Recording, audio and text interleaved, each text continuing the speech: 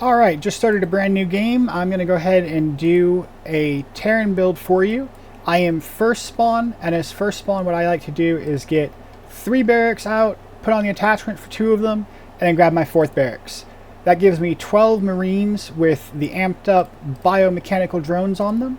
I'm going to show you what I mean by that right now. So, once you've built a barracks, you get these 3 attachment options. This gives you 3 biomechanical drones, this gives you 6, and this gives you 2 Hercs instead. Hercs are a melee or short range unit that kind of jump into the front line, and they're armored, they do significant damage, they last pretty long, they're useful. But what's amazing is these biomechanical drones. They change your Marines from regular Marines into insane. They get 65 life, 65 shields added on, 2 armor, and 3 damage extra. So they go from 3 or 4 armor up to 6, their damage is increased, and they have shields and extra life. It's pretty absurd. Love it though, it works out really, really well. So you kind of want to get them out first round as Terran in most cases. There are exceptions, but for the most part that's what you do. What I'm building now are slow reapers. These come from the supply depot, and then you slow them down. You can click them all at the same time, press your hotkey button, and it will slow them all down. That makes them travel with the main army, which is significantly better. And then I'm going to get some medics. Typically I get a column of medics in the beginning. They are very, very helpful, especially in the early game. And later game, if you upgrade them to medevacs, they still are very useful. If you have Zerg on your team, they're even stronger, which we don't. We just have myself as Terran, our teammate is Protoss after me, and after him is another Terran. So watching what my enemy is building, looks like he's going for Berserkers. Zealot Berserkers are a cool unit. They're melee, and they do damage, but they have a lot of health. 300 health for each one, considering their cost, is pretty significant. Luckily, my Reapers do bonus against them, because they have a bonus versus light. And the Reapers also are getting these biomechanical drone upgrades. So the biomechanical drones work on regular Marines and slow Reapers. If I speed these if I speed these Reapers back up, it will not work on them any longer. So very useful to have this. And what I'm going to do now is build a column of Predators and hope that my opponent continues to build Zealot Berserkers. That is because not only do I have the slow Reapers who have the bonus versus them, I can also build Hellions and upgrade them into Hellbats. What they do is insane damage versus light. So very, very helpful. Now it's my 2nd spawn or my 3rd spawn. I definitely should have Detect up by now, so I'll go ahead and go to my command center and grab this upgrade. Now it will spawn 1 monitor blimp, which is my detection. And then I've got some minerals left over. I'll go ahead and grab a couple of ghosts if I can. Looks like I only have enough minerals for 1, and then I spawn. So I'm going to go watch the battle, see how it's going. Looks like we are currently kind of tied. Technically we probably were winning, but it looks like we're actually kind of losing. The thing is, the infestors have taken over a couple of these vanguard units. So if I can get these infestors down, I might get a chance to grab those vanguards back from my side. My opponent is doing something very odd. He went for Dark Zealots against me. Dark Zealots are a fun thing. You can use them against Protoss, and they're kind of effective. Against Terran, though, they really don't do as much. That's because they have the old Immortal ability of blocking any damage over 10. Or, you know, it only does up to 10 damage per hit, which is great if I have a whole lot of Thors or something. But I've got a bunch of Marines and Reapers. They do a little bit of damage, they fire really quickly, so they can eat through those Dark Zealots pretty quick. Unfortunately, the Vanguards ate me. If you look at them, they have 40 and 41 kills, respectively. That is huge in this game, especially for this point.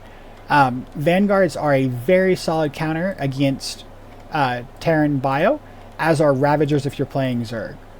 So what I'm going to do now is go ahead and get more frontline, which is going to help me deal with these Zealot Berserkers and hopefully let me make up for any stack that's out there. So I made the Hellions, now I'm converting them into Hell Bats. And I'll go ahead and make one more. don't even know what this is. Oh, okay, if you want to get extra Hellions, you can do that over here. But this is how you convert to Hellbats. This gives you double the number of Hellions per building, which is also useful if you want to use them. Hellions are just like they are in the regular game. They're fast, they run out in front of the army, and they do an AoE line of fire attack that's pretty significant. These are the Hellbats, though. That's what I want. The Napalm Spray is going to do 39 damage versus light, and I kind of figured this. He was going for Avengers.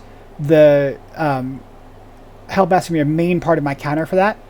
Avengers, if I can click on one. Nope, they're all gone. Avengers have 300 health. They're a light unit. They do heavy damage, but they get really close to one another. So it's fantastic to have AoE against them. That is the best counter for them that I'm aware of, is just a large amount of AoE. So I'm going to get some more Hellions real quick. And I think I'm going to go ahead and pop out my Hyperion. You do that by upgrading your command center to get Hyperion. You can kind of read the tooltip real quick. The main point is all Terran biological units get 20% increased weapon speed, 10% increased damage output, and 25% damage reduction. It is huge, but you have to keep him alive, so you have to have some air to support. I'll go ahead and get a couple of air Vikings to help out. So that's this button right here, Viking Bay, and you can see it's going to spawn 2 Vikings. You can upgrade your Vikings into Liberators if you want. That means you no longer get the Vikings, but you do get Liberators instead. Those are a little bit more durable. They go out in front, and they have a splash damage, but they group up so tightly with one another that if you get too many of them, any enemy AoE will just kind of dominate. So you want to be cautious about that and kind of balance it out. Now this is the Avenger right here. It looks like a Dark Templar without being cloaked. And we can see they do 26 damage versus air, but 60 on ground and 100 versus robotic. So really significant damage, especially against robotic units. And that lightning bolt you just saw was them attacking air, which is pretty significant as well. They do really good damage. They get owned by any kind of good AoE. So that's how you'd usually take care of them. I'm going to pop out to 7 Vikings here. That's a good place to start. Once the opponent starts to build his Vikings or whatever anti-air based on their race, then I'll probably want to build more. You usually end the game with at least 1 or 2 columns. Sometimes you convert some of them into Liberators, sometimes you don't. Just depends on what you're facing. Now, from my factory, I have 3 different attachment options. You have the Tech Lab, which gives you siege tanks. I want those right now, so I'll go ahead and get one. You have the Spy Rail, which is another detector. It's just a little bit faster. And then you have the Android Labs, which is Heavy Marines. Those are a new unit that got added recently. They're armored, and they do significant damage versus light. They also attack 3 times on every attack. So they're really useful for things like Dark Zealots, who have that same cap on the amount of damage they can take at a time of 10 damage as long as they have their shields up. Now, what I'm seeing as I'm watching myself get destroyed out here is my Vikings are doing nothing because there's no air from this wave to face, which is you can't really do anything about that. You kind of just have to accept you're going to get anti-air. They're going to split the next wave, and that's useful. It's just not what you build them for. But my ground was getting eaten by the enemy tanks. So what I want to do is build something that's going to keep my bio from being so close together. And for spacing and such, I'm going to go ahead and get Cyclones. Cyclones are not the most impressive unit, but they have a pretty decent health pool, and they're pretty cheap.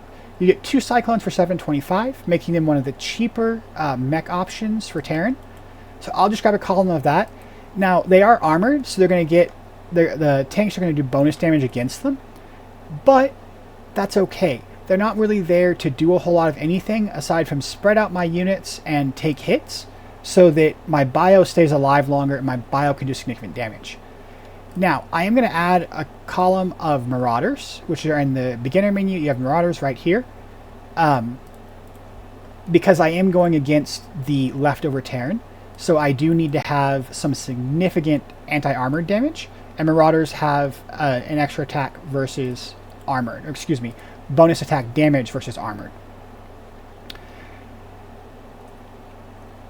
I'm also going against Zerg here, who's been left over, and against that many Zerg, against that many aberrations specifically, I might go ahead and add some snipers, which are a ghost upgrade available. They're called Spectres, and they will do bonus damage versus biological, and they also have an ability called Snipe that does huge damage against a biological target once every time it's off cooldown and they have the energy available, which is some, just not all the time. My teammate is requesting some turrets. I don't really think we should build them. I think it's kind of a mistake in this game. We really don't want to get farther behind, but I also want to be nice and a friendly player, so I'm going to go ahead and do it anyway. So I just built a couple turrets out there. I'll build a couple out here.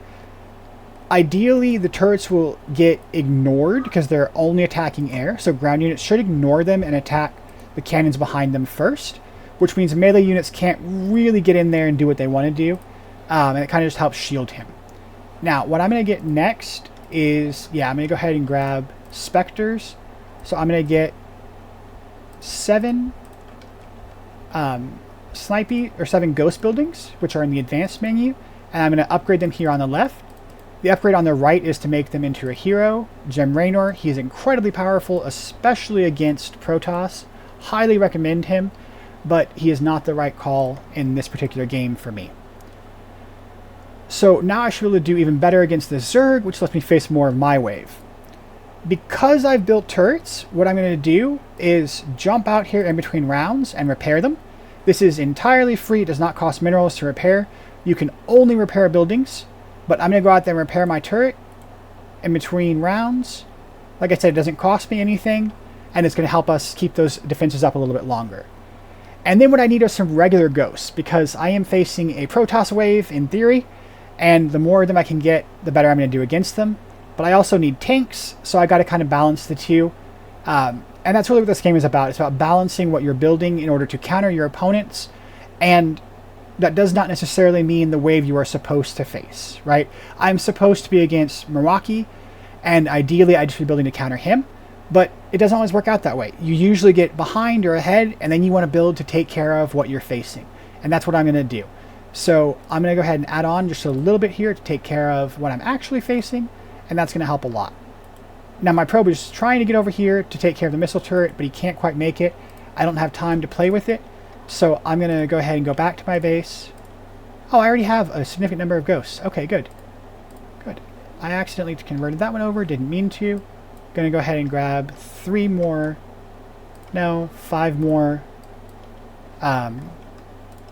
tanks. And I'll try and get one more Viking out. There we go. And after that, what I'm going to go for is a unit you probably have not seen if you haven't been playing this game. It's called a Raven Type 2. So from the starport, you have 3 different options. Regular Ravens, which shoot point defense drones. Those attack missiles and keep them from hitting your army. Science vessels, they heal mechanical units, and they also do significant damage if you get enough of them against bio with irradiation, but the unit itself doesn't attack, just like Ravens. Then you have Raven Type 2. These do attack, but the attack kind of sucks. Their main benefit is they have 2 abilities. One is called Auto Turret. It just drops a turret, and it can take damage, it can do some damage. It's meh. But what's great is Seeker Missiles. These target mechanical units, and it blasts them significantly. So that's what I'm looking for, is Raven Type 2s. Anytime the enemy has 1 or 2 non-Zerg, you're probably going to want to get Raven Type 2s. They're a huge part of the Terran build, and they do a lot to help. Now each starport is giving me a Banshee. Banshees are great, love them, but what I'm really looking for right now are these Raven Type 2s, so I'm going to keep building just one at a time in order to maximize the amount of Ravens I can get out. Except for right now, because I'm seeing I can't get another Raven with the resources I have left and the time I have left, so I'll go ahead and add on as many extra starports as I can fit, and that will just be helpful. So our base defenses are taking a pounding. We're really not holding very well. This is not a fantastic game for us. We got kind of behind in the beginning, and they keep stacking up on us, which makes it really tough. But there's something interesting going on out here. Looks like my teammate's air has stacked, which is going to split my opponent's wave a little bit. That could help us out here. And I also now have the Raven Type 2s. You can see the red indicates that's a target for one of their Heatseeker missiles. and it's going to do huge damage. So it's going to help me blast through this Protoss wave and hopefully get us caught up, which it looks like we now are. So we now have stack for the first time, and that can make a huge difference. I just built the wrong thing. I built a Raven instead of Raven type 2. Oops, it happened. Oh well. I'm going to go ahead and run with it. I'm going to throw out 3 Ravens. Sometimes it's a good idea to get some Ravens. The point defense drone is really helpful. It can do a lot for you. It's just, for the cost, it's like, is it really worth it? Because 2,000 minerals for 2 Ravens, that gives you 4-point defense drones, and that can be really helpful when you're against like Protoss, for example, because it'll block Fate Initiates, but not so helpful against Zerg because it's going to block Hydralisks. And it's like, cool, I can keep Hydralisks from firing for like half a second because they're usually built in mass. Now again, I don't have the minerals to get another Raven type 2, so I'll just grab some more starports, and then I'll go ahead and get Raven type 2s here in a second. Cool thing about Terran is you can do what I'm doing right now. You can build the factory or the starport and then run back to the battlefield and build your attachments while you watch the battle. Pretty fun thing to do because it is nice to be able to actually see what's happening out here. One thing I just noticed is some science vessels on the enemy team. I did not see if those stacked or if my opponent has now race swapped and gone for Terran, which is possible. It's just something I'm going to keep monitoring, because if he has done that, I do want to know. It will change the way I build.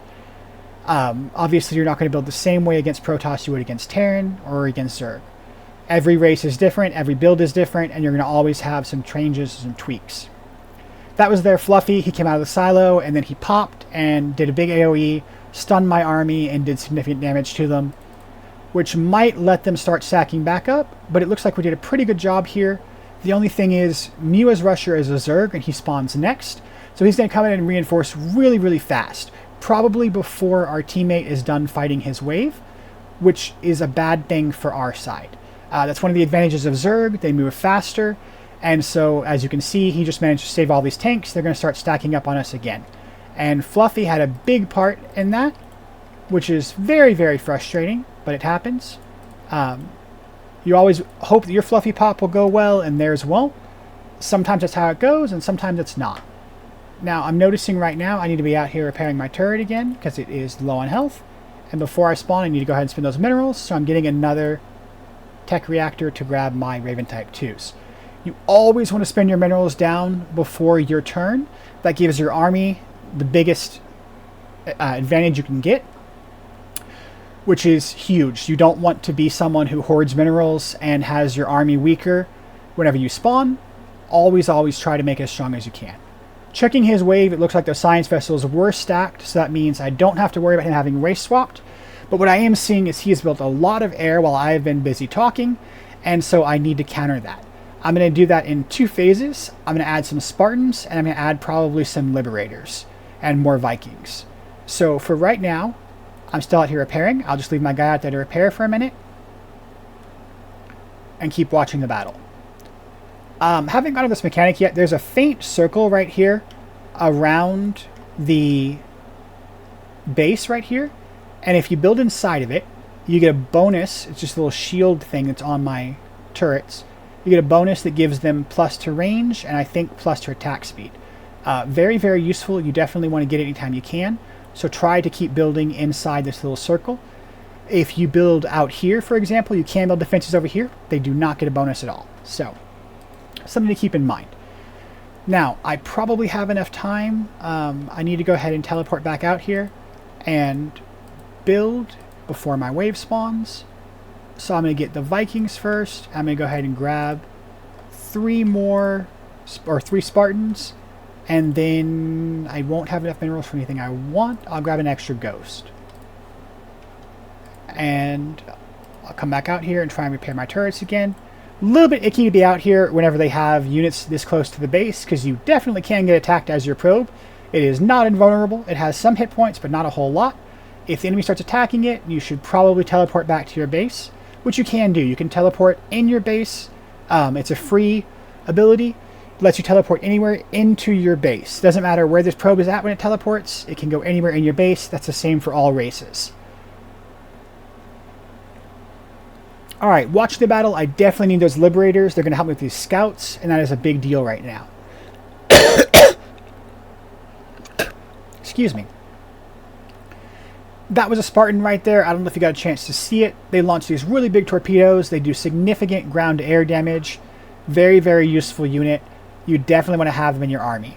Whatever race you're playing, you probably want at least 8 of your ground-to-air unit. For Protoss, that's Fate Initiates. For Terran, it's Spartans. For Zerg, it's Brutalists. You probably want to have at least 8. But you also want to watch your resources. It's wave 39. I'm running out of time to build. So I need to be very, very careful on how I spend these last resources. I'm going to check my teammates' builds real quick. Looks like he's got battle cruisers covered for sure, but he does not have any tanks. That is kind of an issue. I don't have very many tanks myself, and I'm behind on anti-air.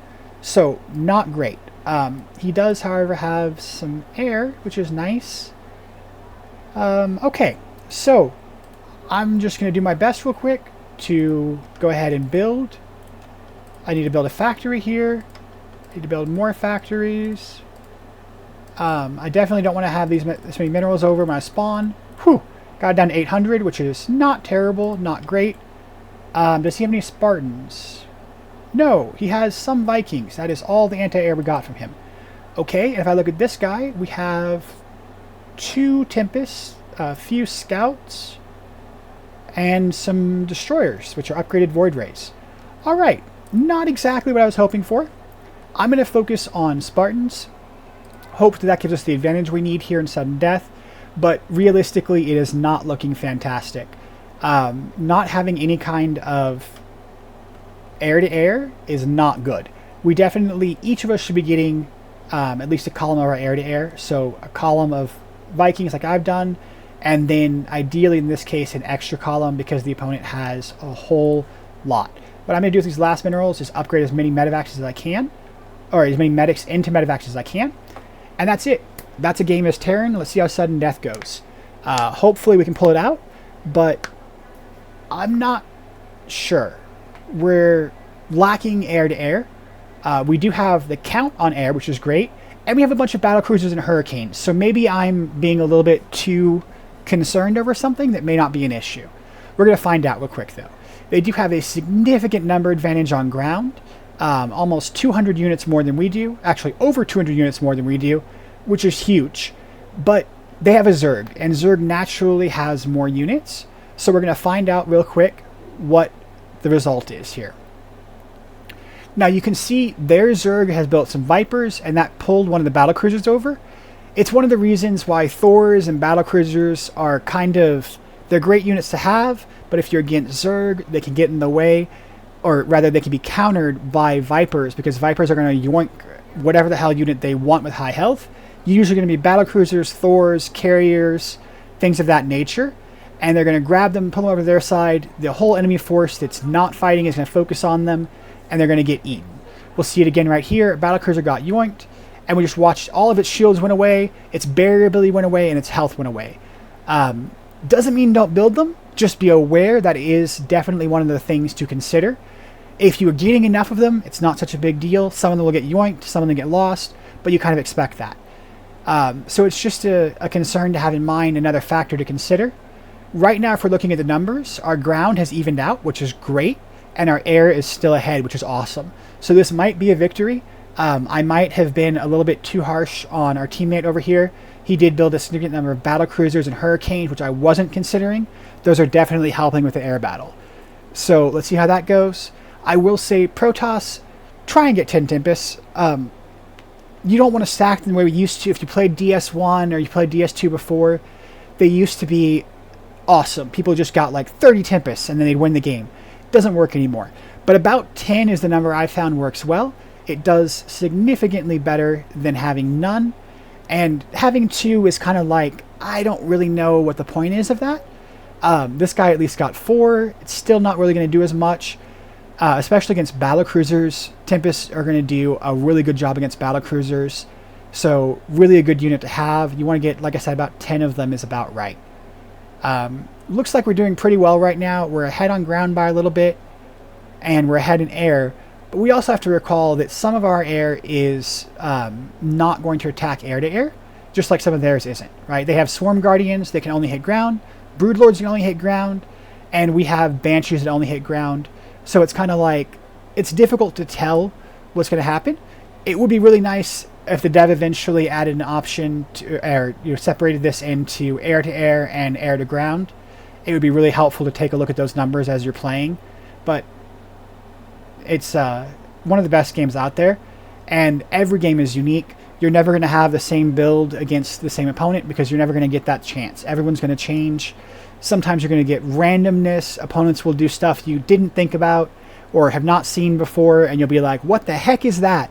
And all of a sudden it starts working against you, and you're like, you got to come up with a counter on the fly. That's really, really fun. Sometimes it's kind of the same similar builds. You just change your build order, but you're building the same overall units before sudden. And sometimes the game doesn't make it to sudden death. Not every team is going to hold the line and make it there. It was close enough in this one that there are a couple of times we could have lost, or towards the end we might have been able to take them out, but it didn't quite happen. I'll go ahead and call it now. We have definitely, or distinctly, we have won this, and it's looking good. So I will take back anything I said about my teammates. They all did a great job. We clearly won, so everything went well. And now we're going to go beat up their base. They have 0 units left, so it's not a base race. We just get to come over here and take our time, taking out their fortress. And that is Desert Strike 2 as whatever race I just was. I think it was Terran, but it might have been Protoss. I don't remember. Have a good night.